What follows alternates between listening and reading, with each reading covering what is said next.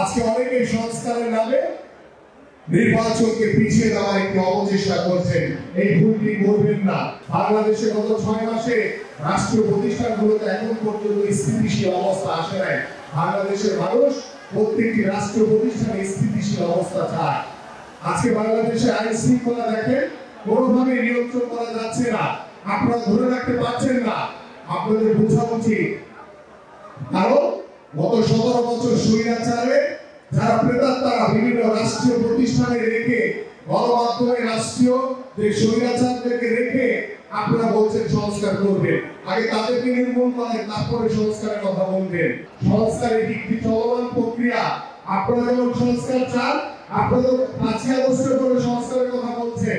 আমাদের মাননীয় ভারপ্রাপ্ত চেয়ারম্যান মহোদয় 2023 সালের 13 জুলাই সংস্কারের কথা বাংলাদেশের মানুষের কাছে রাষ্ট্র কাঠামো মেরামতের রূপরেখা আপনাদের সামনে জাতির সামনে উপস্থাপন করেছে। আমরা কিন্তু তারও অনেক আগে থেকে সংস্কার চাই, আর আপনারা 5 আগস্টের পরে এসে সংস্কারের কথা বলছেন। আপনারা যখন সংস্কার চান, আমরাও সংস্কার চাই, কিন্তু সংস্কার এটা একটা চলমান প্রক্রিয়া।